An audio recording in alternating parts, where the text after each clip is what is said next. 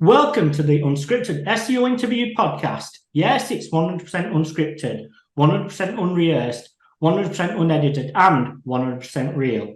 Now, today, I want my guest to introduce himself purely because I don't miss anything. So, and not to do him any injustice, I'd like you to welcome Jeremy. Hi. Hi. So I'm Jeremy Rivera, a longtime SEO. Started in 2007.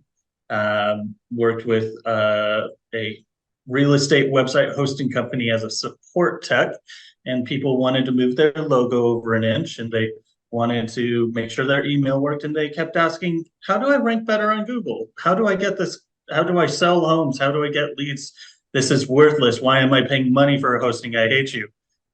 So to help with customer support, I started following Bill Slawski and Mark Trapagan and a number of other early figures in SEO.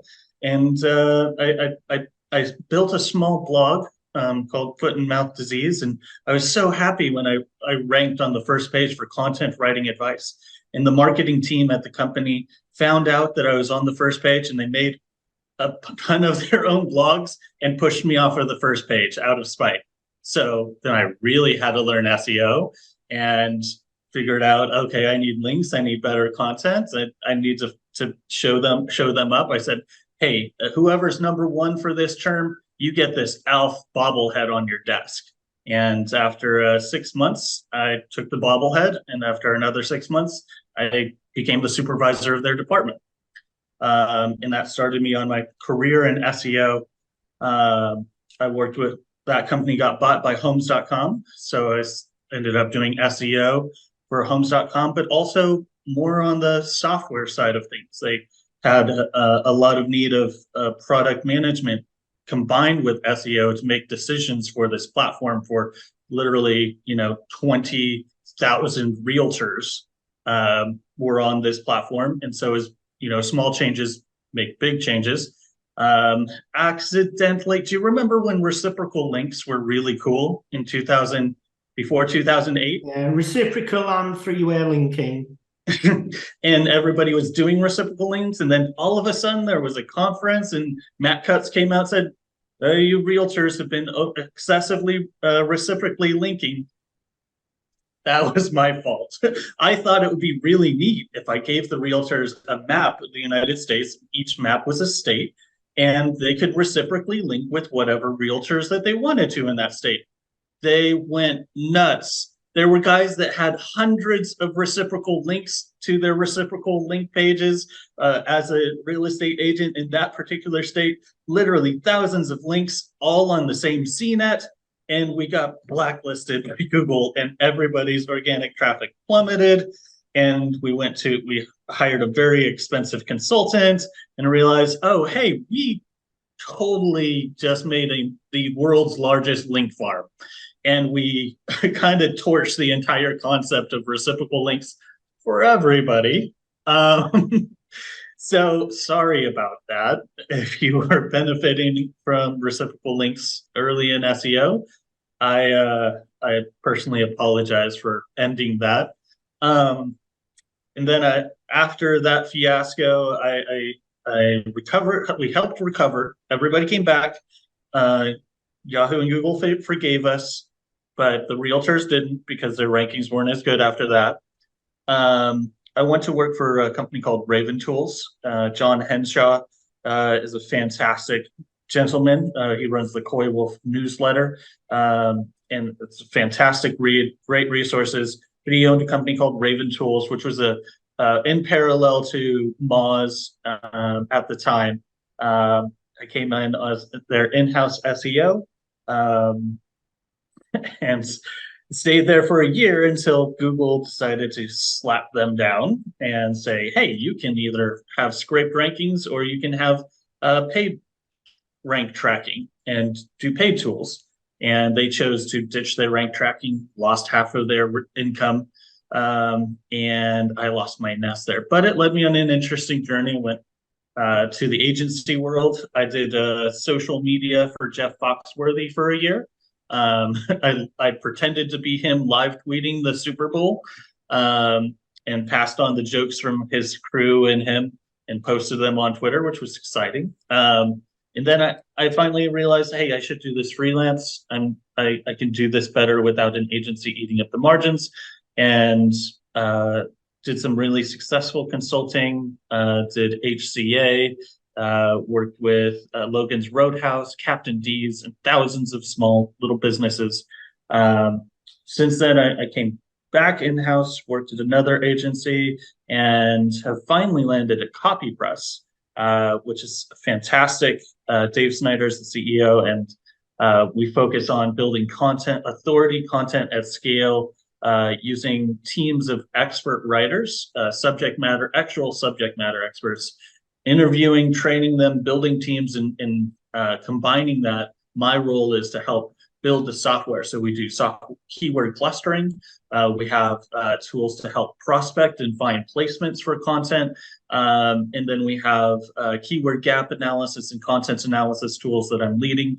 And so it's really nice to be in an SEO role where I'm at an agency, but I don't have to do agency stuff. And I also promote Copy Press and do their SEO, but it's kind of SEO product management, a little bit of special projects here, fixing our newsletter, but also going on and doing podcast interviews. So it's a really great position because I can keep my ear to the ground and see what's happening and try to future-proof or help develop some tools or direction for us to succeed with our clients. And in the middle of all of that, I also have my own SEO SaaS tool that focuses on predicting or calculating ROI from SEO. It's called SEO Arcade. Happy to get into like the thought process behind that, because proving how much value or predicting the outcome of SEO campaigns is something that I think our industry needs to focus better on, instead of focusing on just traffic. Focusing on how does that convert, and how do you take a set of keywords and say, oh yeah, this is going to represent this much value for your company. That's how you justify budgets. That's how you get hired. But surprisingly, a lot of people don't have a good process for that. Definitely. Well, that's a whirlwind tour of many years. Now, going back to when you said you had to just figure out how to get to number one, right? In the early days. What was your thought process in figuring that out? The thought process was, I literally have realtors who are calling in and asking for advice. So I have 1,000 guinea pigs. There was this one lady, and she would call in at 2:15 every Tuesday, and we'd chat and we'd go over what I would tell her to do next. And so I'd be like, okay, well, I read this week that it's your H1s are important, your headers are important. So let's go in and change those today. And then a week goes by, like, did anything change? Yeah, it kind of changed. And then, I read that you need a specific service page for this particular city. So why don't you work on writing it up? And so kind of incremental, but multiply that by 10 or 20 people regularly calling in and, hey, I think let's try writing some more content. This one guy, he came in, is super angry because his rankings were gone. I'm like, okay, what did you last do? Well, I added 200 pages with white text on a white background that said Yorba Linda Real Estate. I'm like, no, why? because that's what his literal cousin, his cousin literally told him that's how you rank for these terms. Like, okay, well, there's definitely bad things to try, and content's not always content. And one guy came to us and he said, I found this content spinning tool, and I can, it takes one word and it'll change Yorba Linda Real Estate to, Pomona. and I can redo all of my content pages and not have to do as much work. I'm like, okay. And so he's like doing that, and another person, like, I hired somebody to write a page for all of these individual cities we wanted to target. So kind of seeing the A/B test of early spun content versus early actually written authority, somebody who lived in that city. There's a big difference between, and we're seeing that again, redux, what is old shall be new and what is new shall be old. Paisley's coming back and fun content's come back. We just call it AI. It's not AI. Data from enterprise hasn't beamed down and actually, written unique quality content. No, it's a language learning model, and it's regurgitating its learning set onto the page in a way that seems like it's mostly good-ish, probably, until you start to fact check, until you start to realize, okay, this is an older data set. Because I went heavy into ChatGPT and try to figure out, okay, how much money can I save by changing my, adding an extra principal payment to my car. And it seemed logical, like how it spun up the math and went through it. And then I did it 3 times and it gave me 3 different answers. And I realized, okay, this AI is terrible at math. Maybe I should use this in a more directional type of idea than taking it as solid fact of, the way that I would trust if I called somebody that I knew that math, knew that idea. So it was true then that expertise was important, and it's true now. And so that's kind of been my approach over the years, is find unique voices, a unique way to approach content, and then you got to make connections. Moving from homes.com to Raven Tools happened because I was on Twitter, and I used the handle Foot and Mouth at the time, and John Henshaw thought it was hilarious that I was out there with my foot and mouth in public, and he just posted up. I asked for a free T-shirt because Raven Tools was all about free T-shirts, and I got a free T-shirt and said, well, I've got an SEO position. He posted it up. I said, I think I can do that, and totally changed my life. But it was the connection between me and him, and there's been so many times on so many projects where there's like a piece of expertise or knowledge or problem that I've come across, and I reached out. A lot of my writing over the years in SEO has really been almost SEO journalism, and like, okay, I've got this core problem. What do you think? Send DMs to the 35 people that I know and have interacted with, and actually get a fantastic conversation going. And that's evolved recently. There's a lot of Slack channels where people have moved conversations, since Twitter has unfortunately gained an omniscient sock puppet, a petulant sock puppet of a leader, who makes terrible UX, UI, and platform decisions that everybody hates, nobody likes, and the people there that are still on Twitter like me are just there resentfully, like, you're not going to ruin our stuff. We still like talking to people, even though, now there's no.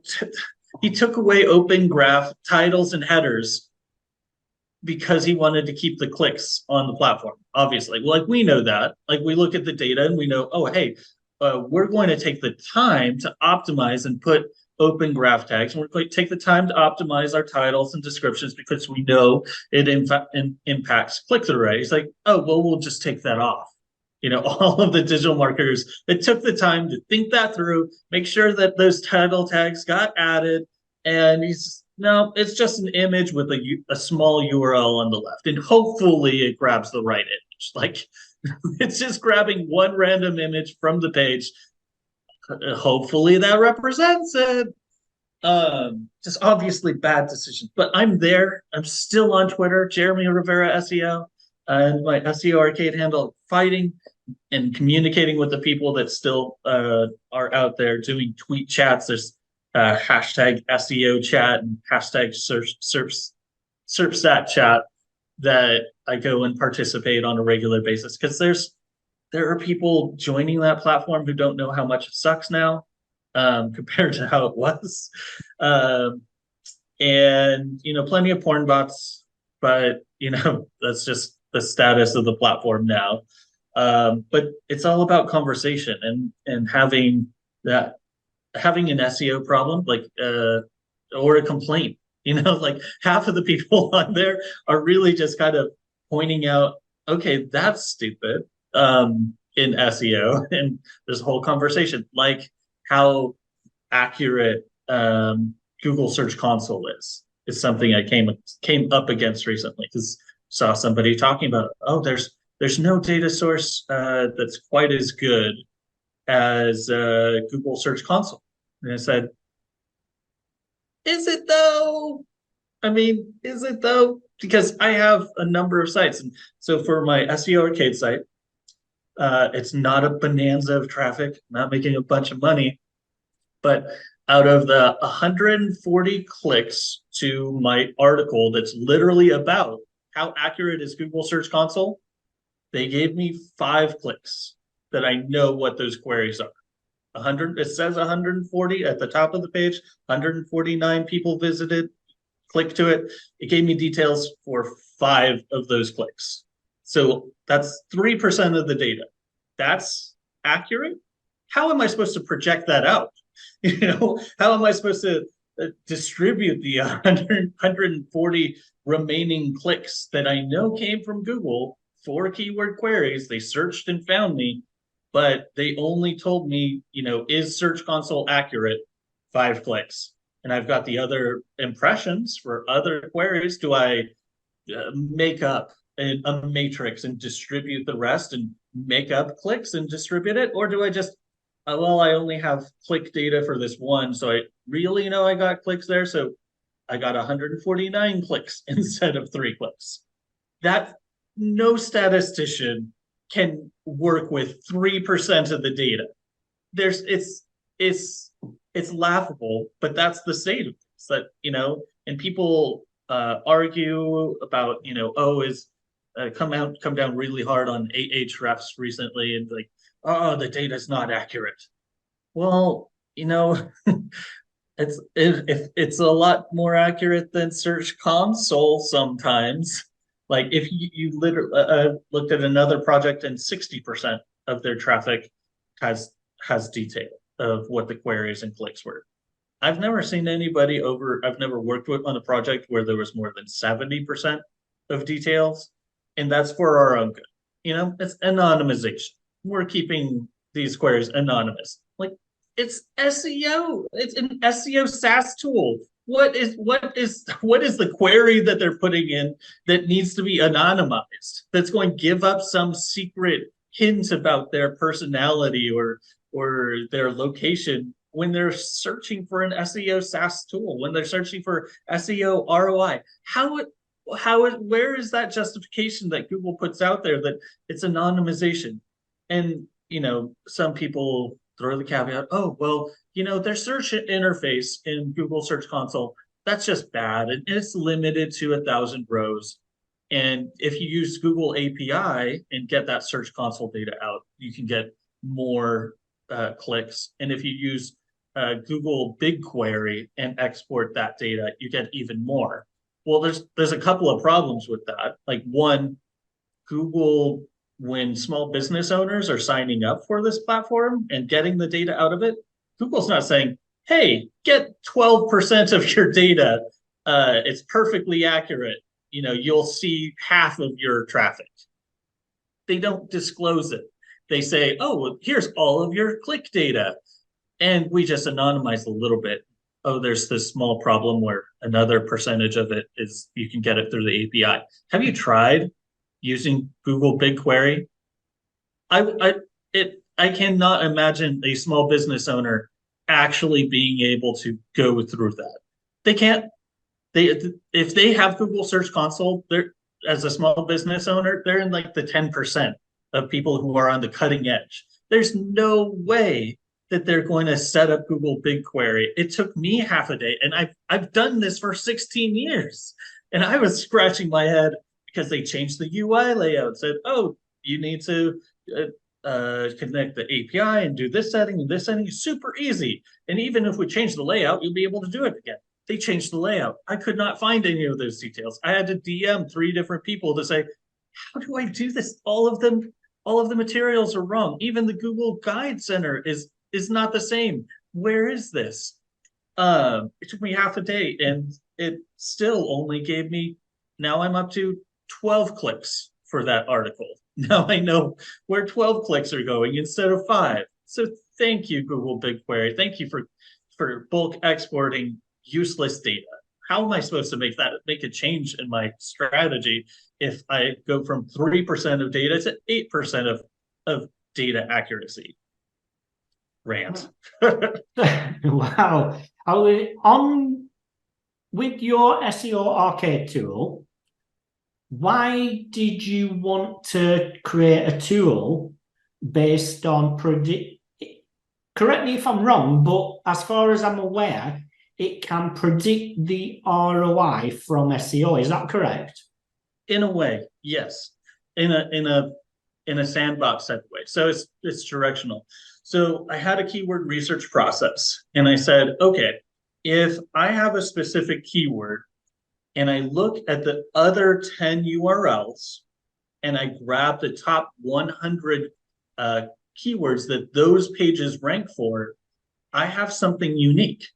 I have a shard of data that Google says these pages are all connected to this term semantically, right? And they also co-rank for these other terms and phrases. So what a fantastic way to, instead of using machine learning and trying to figure out semantic on the back end of how are these terms connected, I can say that I know Google connects, a good example is Cookeville pest control. You have Google pest control, you have pest control service, pest control company, bug spraying, the terms and phrases that they co-rank for when you rank for one term gives you a little bit of a keyword universe for that particular service. So that was my go-to process. So I'd go to Ahrefs, I'd plug in the URL, see where I'm ranking, and then grab one particular term for one particular page and look at those top 10 URLs, go and download a CSV of the top 100 keywords that those pages, that those pages rank for, then spend the next 30 minutes in Google Sheets, copying, pasting from those downloaded CSVs until I had a document. And I realized, you know what? Okay, now I've got duplicates because a lot of these 5 pages all had the same term. And then lightning struck my brain. And I said, that's the signal. That's how I can tell that Google sees the overlap.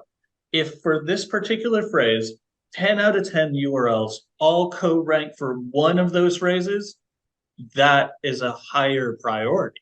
That is more relevant to the core phrase versus one of these domains is really strong and it ranks for peanut butter chips because they have an article, it's a one-off or it's a deep cut or it's a long tail term. So you could flip it on its head and say, okay, what are the terms and phrases that just one of our competitors really does well for? And boom, there you go, long tail research. You can find that phrase that only one of your competitors is going after and create unique relevant content to target it. So if you flip that on its head, you've got highly relevant terms and you've got long tail terms. So I was doing this manually and it took, 3 hours for me to do it for a particular page. And I remembered, oh, hey, you know what? I worked at an SEO SaaS and I have an SEO developer friend who said, hey, if you ever want to make an SEO tool, well, you reach out and we'll partner on it. So John Zumbra is a wizard and we partnered up and I said, I wanted to, take this term, we'll go connect to Google data for SEO, find the top 100 keywords for each of those 10 URLs, bring it back and do some math and show which terms are overlapping, which are not. And that was great. And then I said, okay, well, if I'm targeting a specific page, I generally can take it to the next and show the volume for it. If I have a matrix of what the organic click-through rate is for that term, then I can predict traffic, because organic click-through rate means, out of the distribution for that particular type of phrase, 5% go, 25% go to the number one listing, 23 go to the second, and advanced web ranking has an ongoing published organic CTR study. I'll share the link with you. It's a fantastic resource because it changes by, whether it's commercial intent or whether it's image intent or those, they kind of break it out. And so you can have a organic click-through rate chart that kind of approximates, hey, if I spend the time to rank for your Belinda real estate, and I know how much search volume occurs in that month from the Google AdWords API, says about this much traffic is coming. If I've got that organic CTR, I can make a prediction of how much traffic arrives at the page. And traffic's good, but I was working with a client and they wanted to know, I needed to do actually it was for when I came back to Raven Tools the second time, which was a whole nother journey. They'd been bought by a company called TapClicks. And the customer product manager, the marketing manager wanted to know if we increased traffic or if we increased rankings over the next year by investing in a content marketing budget, how much additional signups could we get from that? And I said, okay, well, we know what our conversion rate is off of our marketing site for free trials and how many free trials turn into paid trials. So I had that conversion rate of, they had the free trial sign up and they had the conversion, which is kind of the same as you have a lead and you have an actual sale, right? So in SEO, a lot of people just stop at optimizing the page and they say, okay, well, I'm going to work on the rankings, I'm going to change the content, and as soon as that organic traffic lifts up, my job's done. But there's another step because you're getting people there to do something. You're getting paid. The business is making money somehow. And they have a page, they have a site to drive traffic there. The only time it works otherwise is if you're working off a grant and nonprofit. And I hate to tell you this, but businesses don't like being nonprofit. They call that failing and they go bankrupt when you turn your for-profit business into a nonprofit. So you can't operate a website for a for-profit company like a nonprofit. You got to convert them. You got to have the hallelujah moment where you reach into their wallet and get the money, or you get them to be a lead and then you get them to be a money. So I thought about that and said, okay, well, I'm going to need to know, what the conversion rate is and what that sale conversion rate is too, because it's not just the one. Even on e-commerce, it's you add it to the cart and then you buy it. So even there's no purchase. There's really very few. Yeah, it's always add to cart, and whoever makes it through the buying process. So there is always a lead sale. So you take that conversion rate and you multiply the traffic by it. You say, okay, well, if I know that I'm going to rank number one for this and 25% of that is going to get me this much traffic, I can multiply that traffic by the conversion rate. And then I can take that converted amount and say, okay, out of these 100 people, I convert 50% of them. That tells me then I've got 50 sales. I should know how expensive or how cheap, what the pricing is of the thing that I'm selling. So I can plug that in at the end. I know how many sales I have. I multiply that by revenue for that product. Boom. there's an estimate. If I ranked at the top of the page one for that term, it could equal this much revenue at the end. You know, there's a funnel that goes from the left to the right, but you can math it out for a particular page, a singular page or service. So that's what I did in SEO Arcade. I added those next layers. You input your conversion rate, sale rate, revenue per sale, and it's just math. It just multiplies across. So we've got the search volume, traffic estimate, conversion estimate, sale estimate, revenue. So if you at a glance know now, hey, if I input this one term, it's going to have this universe of phrases.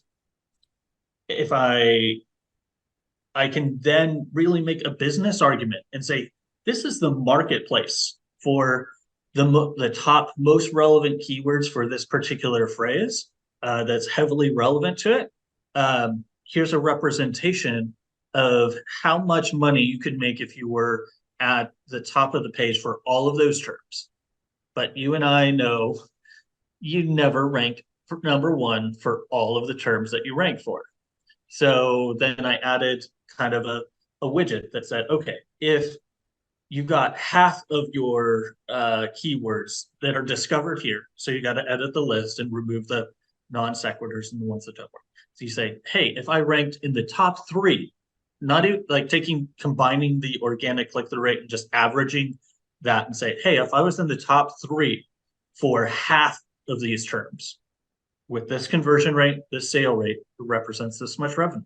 And then you take it down by half and say, if I ranked a quarter of these words in the top three, it could be this much. And so that kind of gives you a directional layered goal and a proposal, really a proposal of, hey, this is the organic search potential of your market for this service or product. And you can make a very cogent argument of, hey, this represents the market opportunity of SEO. And here's what you can get by investing the time, effort, energy, man hours, investing in SEO, getting links, building good content to get traffic for this universe of phrases. It's not perfect because obviously I didn't talk about topical. And there's a huge universe of topical phrases, ways to think about things, problems that people have that are in this floating nexus around a service. And then you wouldn't find them on the same page often, you know, like the problem they have, the solution orientation, and the service page itself overlap only at that transactional phrase, at the bottom of the funnel, you know, tofu, mofu, bofu. Like only down at the bottom does it overlap and it actually turn into money. So that's a whole nother experience. That's a whole nother process. And SEO Arcade just can't do that. There are some there's keyword clustering, which is kind of the granddaddy concept. Bigger than that, what they can use machine learning to take whole data sets and the whole data for SEO and do a similar process of like, okay, if these are our target keyword phrases, what are all of the topical terms and phrases that all of their magic spaghetti ball of content they put out there to catch these people, you know, flying spaghetti monster ideas, capturing them and bringing them back to devour them. If you combine that, you can do kind of a keyword clustering approach. We have a tool called Thematical at CopyPress that does that part of that. But that's not what we do at SEO. What I'm trying to do for SEO Arcade. But it's a fantastic idea of, okay, if we took the entire data for SEO database and said, okay, if you plug in these domains, we can extrapolate all of the keywords, not just the top 100 keywords that they rank for, their entire universe of keywords that all of these domains rank for, and then use machine learning to cluster those terms and phrases into useful groups and then sort and prioritize them by overlap.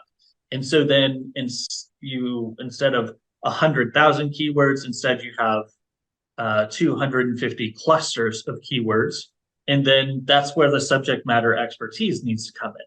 If somebody that knows what they're doing needs to go through and say, okay, this cluster, and this cluster of terms are related to each other, send it over, let's build content around that. And then look at another cluster, grab 3 or 4 clusters and build content around that. So it's kind of going from a singular narrowed down view in Ahrefs or SEMrush of like, okay, what is the keyword research for this particular thing? Just kind of blowing it up and putting the pieces back together in clusters. Yeah, well, considering I wrote the book on the business side of SEO, I'm very, very much always banging on to everyone about understanding the business, understanding the maths behind what you're doing.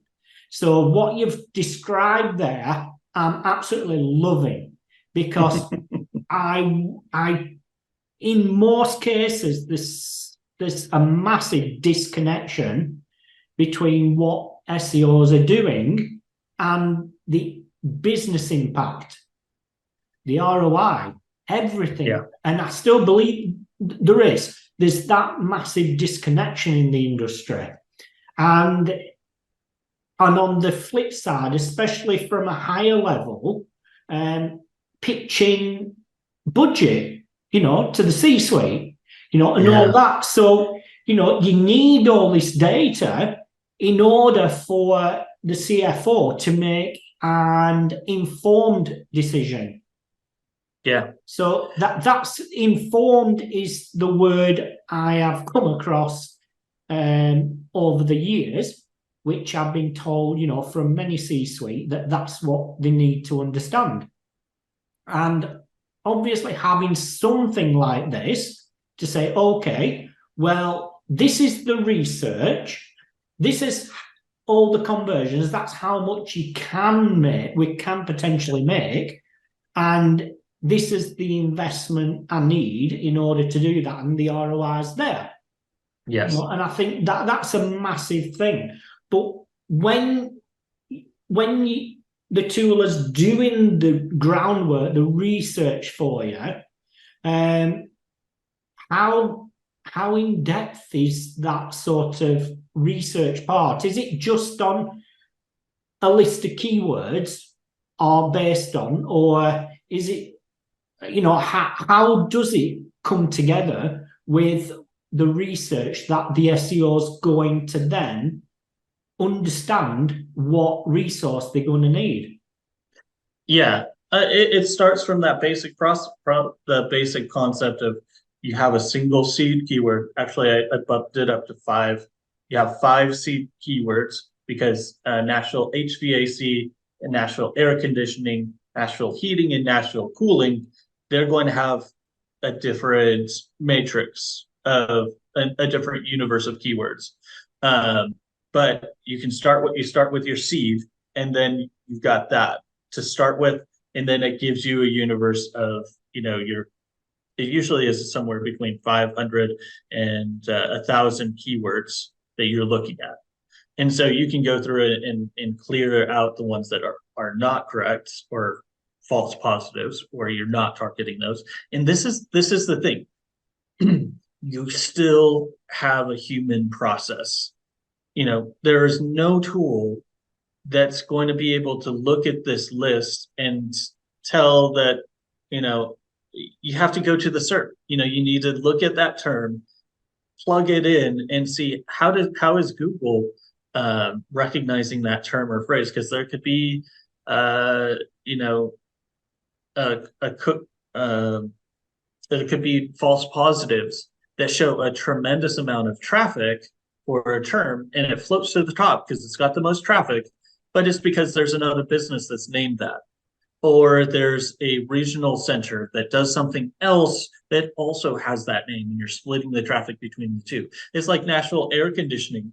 The traffic is higher than any other phrase because half of the people want to buy an air conditioner, half of the people want air conditioning service and somebody to do it for them. And you got to split that traffic in two on intuitively, so there's always a human process in keyword research, and you're kind of adding these layers. I suggest in my sheet, I have an empty column for it for you to rate how close to conversion is this keyword, because there are people who are searching for a term or phrase, and yeah, that page ranks for it and it's relevant, but they're not really ever going to buy it. Or, hey, that's my money term. So going through, having that process of, hey, that's a great term. And here's the next step. You gotta get your keyword list vetted by your client. You gotta find out your negative SEO keywords. In PPC, half of the job is figuring out what to not bid on. And SEOs on the regular miss this step. You need to have a thorough conversation and find out, oh, we can't say exerciser 5,000 because there was a lawsuit and our owner, Jimmy, punched this guy, and now we can't say exerciser 5,000 because of legal reasons. Or if you're in the your money or your life category and you're working with any sort of supplement, there are red lines of terms and phrases left and right of claims that you cannot make. And so those are keywords that you cannot directly target. You have to, you have to do pinch hitting. Like, hey, the best example I have is a client, and they were obsessed with their brand phrase. They wanted to be a space cooler instead of a space heater. They didn't want to be known as a swamp cooler or a portable evaporative cooler, even though that's what people were searching for. That's what the product literally is. They wanted to capture the new mind space, and they wanted to be the space cooler. We did that for a year, and I told them on the outset, there's only so much traffic that's going to show up for this. And they put that red line, said, do not call it a portable evaporative cooler. And if you call it a swamp cooler, we will fire you. A year goes by, we're #1 for space cooler, and they're getting this much traffic. And I showed them, like, hey, these space cooler, buy a space cooler. We got those terms and phrases. And here's all of the traffic for portable evaporative cooler. Why don't I put on the homepage, not your mama's swamp cooler? And looking for a portable evaporative cooler and want something cooler. And we tripled their traffic in the first 3 months once we added those terms and phrases. So there are red lines that on terms and phrases, those negative SEO keywords that you need to consider. You need to add that into your process. It's cross them off of your optimization list altogether. You can't say that, or you have to rank negative, put it in a negative context to show up for that term or phrase, but you're not that term or phrase. There's a little bit of trickiness there. And there's just, totally things off limits because of legal, brand phrases you can't optimize for. So. Yeah, I'm loving this conversation. I mean, a lot of people I speak to, I'm like trying to get them to understand the meanings of the words they're using and the phrases. So what are the meanings of them? Whereabouts in the sales funnel does it go? Not because they plug a keyword into a tool, gives them this list of words, and they say, right, we'll write content for these words, and there's no logical thinking behind it. And in one instance, I found that a company was ranking very well. They were driving loads of traffic, but 80% of the traffic were after sales. So they're doing a brilliant job in servicing the competitors' customers. I think that this sort of thing, and it's like the sales funnel. Whereabouts does that content, that keyword lie? Does it have multiple meanings? Does it have? And this is where I think when it comes to SEO tools, there's always must be a manual process. Because the tools just spits out words in effect. It might tell you, that's transactional, that's informational or whatever, but there is always an understanding of the meaning of words when it comes behind it. And I think what you're describing is so in my space. It's so what I go out and teach people. It's so, you know, just I'm loving the fact that, you know, well, a tool is just a tool. You have to have a brain. Yeah, you do. Like you can drown in data. You can have oodles and oodles. You can have spreadsheets and spreadsheets of data. But if you can't, it's like being a captain of a ship, and you've got all of your charts, but you never plot a course. You know, you have to divine and set the direction. You got to follow your compass and, you know where the currents are moving. There's a lot of good analogy there. Like, you can set the course that way, but if you don't know that a current is heading, your intent is pushing against you, then half of the effort you made isn't going to be there. And so you think you've gone, 10 nautical miles, you've gone 5 because there was a headwind and there was a current pushing against you. And so in SEO, that's intent. There's attempts that I've seen, commercial intent versus transactional intent as trying to categorize those, but it's not great. It really isn't, because you're still not going to get a truly scrubbed keyword list to start off with, of removing those, especially if you're doing something very regional. There's a lot of false positives in the raw data. If you just use an SEO tool like SEMrush or Ahrefs, and you're just looking at, what's the highest traffic potential? I should do that.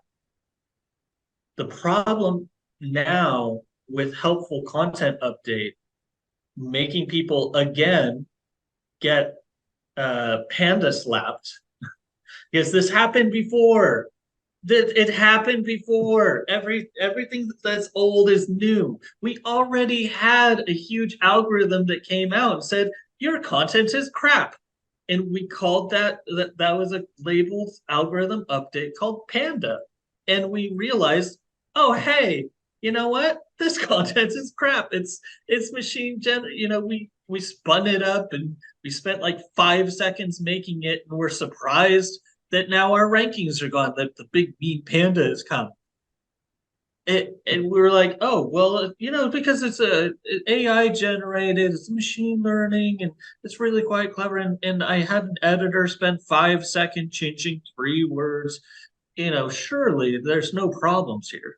But there's actually like a larger problem of, if you are just looking at your competitors and you're doing a keyword gap analysis and saying, oh, hey, they wrote for all of this stuff and I don't rank for it, I'm going to make the same content they did slightly differently, and Google's going to love it. And then you'll go to the SERP and there'll be 10 different versions of nearly exactly the exact same thing. And that's not a problem at all as an SEO. That's not a problem at all in our industry of building skyscrapers and this skyscraper. You know what the reality is about the skyscraper method? Living in a city sucks. I'm sorry. New York sucks. It's a cement nightmare. There's 1 acre where you can go put your feet on grass, and the rest is concrete. It's not how we were meant to live. That's not how the internet was meant to be. There's so much more wild content options. Do a keyword gap analysis and say, oh, they've made this article and this article and this article. I'm going to make something totally different. I'm going to approach those same keywords with a different value proposition. I'm going to speak to those things that they're not addressing. What's the gap in the keyword gap? I rank for this, they rank for that. I want to rank for what neither of us have touched. Yeah, yeah, loving it. It really does come down to the mindset of SEOs. And I think that I mean, some of the biggest wins I've gained for businesses has been nothing that any tool has told me. It's just me talking to their customers. Yeah. Things like that, things that I think the problem is you don't know what you don't know, and you're too reliant on tools to tell you what you don't know. But there is gaps that the tools are not telling you. And it's those gaps you need to find out, because every other SEO on the planet is going after the same thing. Yeah. And I think that it goes far, far much deeper. It's not just creating quality content. It has a purpose. It does. It has a purpose. And here's where, I worked with a great company called Hive Digital, and they had a massive client that does PCB design software, the largest PCB design software in the world. And they have this huge library of content. And the fascinating thing about it is that we had to develop all of these guidelines and processes to make edits to any piece of content. It had to go back to a subject matter expert who was savvy in the software, because after 6 months, the software changed, the technology changed, and the capabilities of the industry changed so much that just tweaking, this section of content wasn't good enough, because the stuff got out of date, and you could, just doing regular SEO changes, over time wasn't good enough, because, you would sound like an idiot as the #1 software brand in the world for this if your content didn't reflect that level of expertise.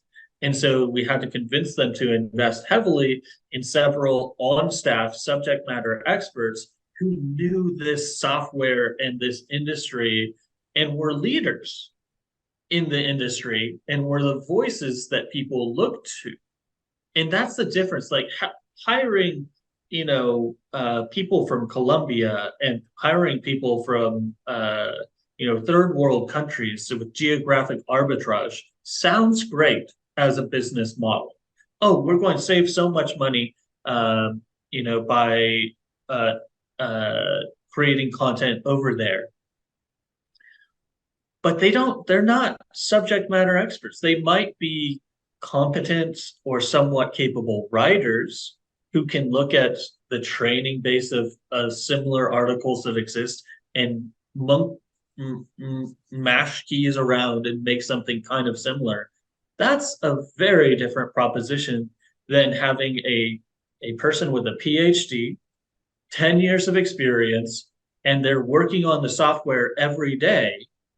They're going to be able to speak to the problems and experiences of somebody using that software in an extremely authentic and unique and useful, valuable way that cannot be content managed. You can't have a team of writers that's going to come up with even half of the ideas of the subject matter experts. So you need an internal process to find those unique voices, the problem questions to start, talk to your support team as an SEO. Like if you're an in-house SEO or an agency and there is a support team, go through their tickets, for God's sake.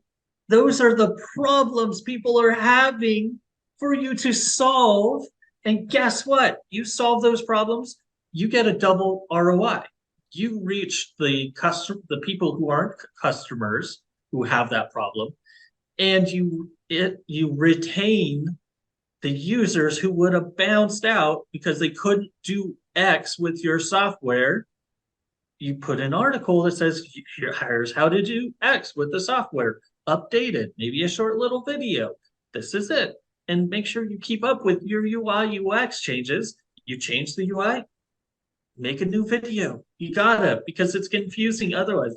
Assuming that same training video is going to stick around when your product manager has change the layout, remove this tool, move this tool over here, change this capability, you're gonna lose that retention rate, and that's going to cost you. And that's the other side of SEO ROI.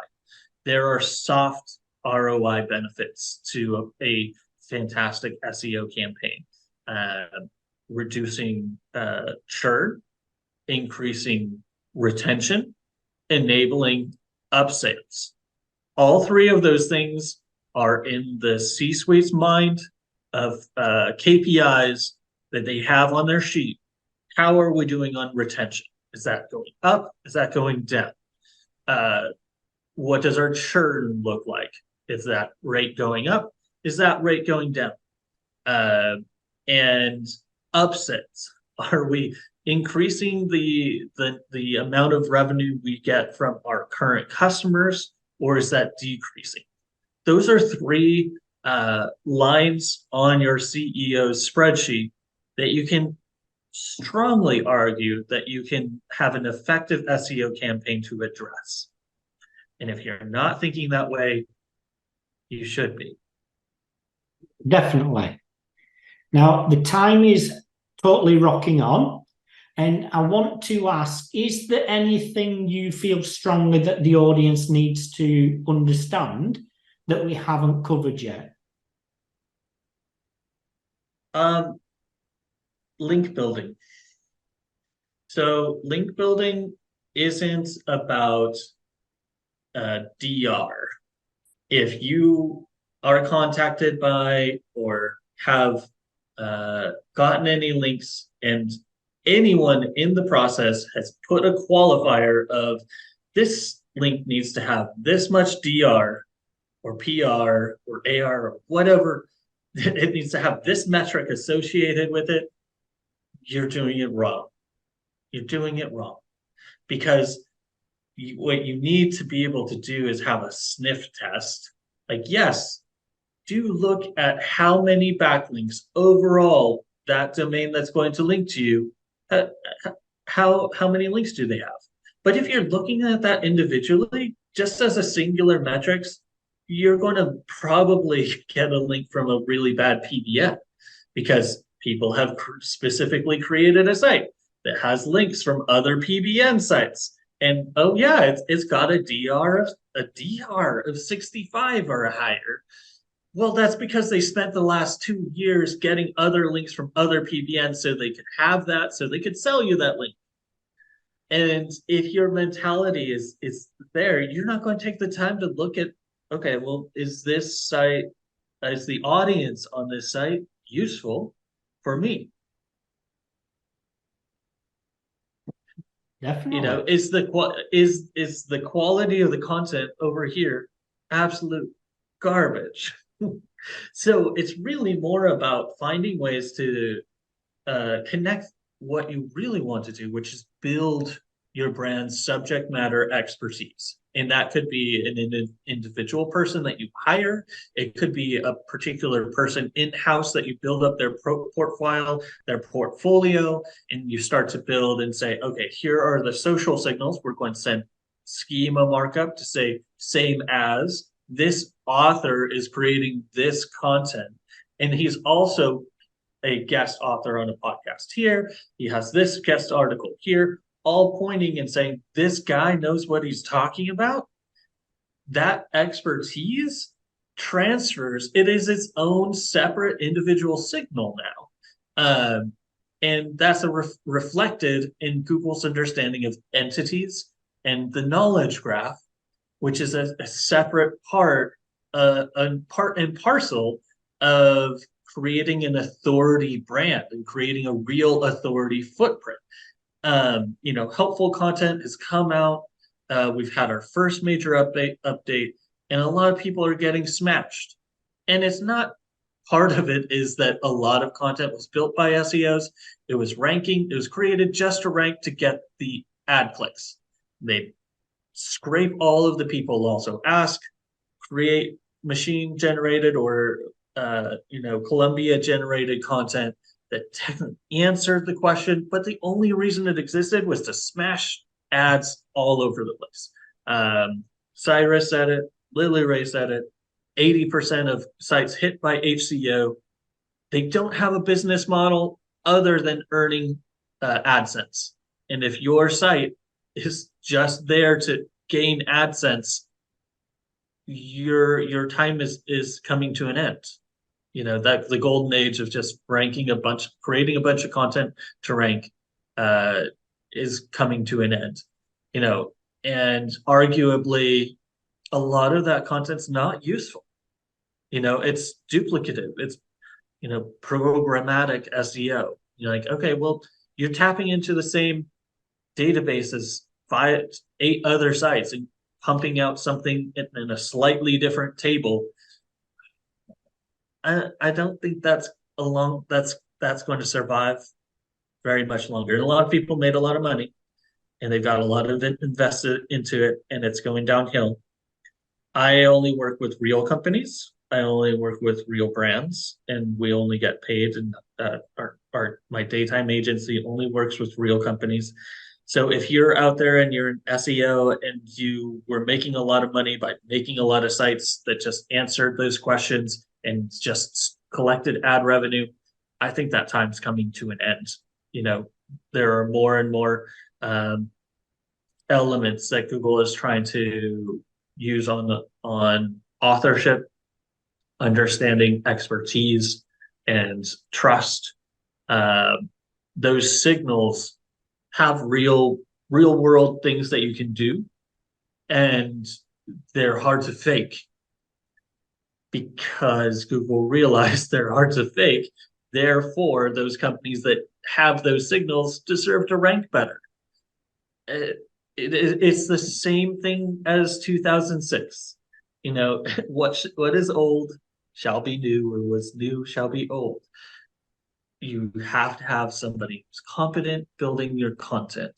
You need experts that you can hire and build and train a team. So we're doing it CopyPress. We're finding PhDs who can write. We're finding capable people with, you know, credentials who are real subject matter experts, building those teams and coupling that with keyword clustering and combining it with SEO ROI forecast and saying, this is what we should go after.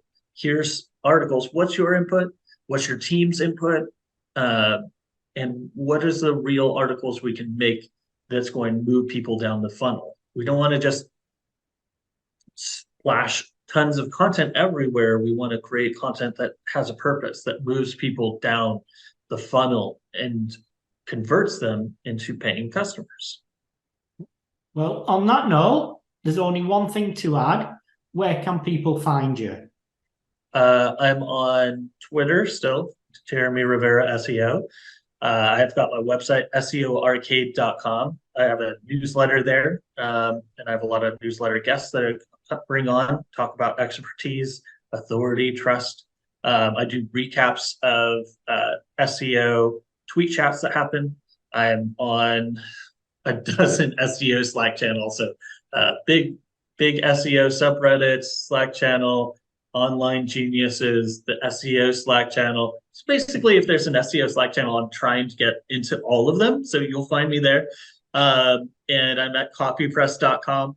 If you need help creating content at scale with authority, expertise, and thought, give us a call. Wonderful. And on that note, many, many thanks for your time. Thanks, Mark.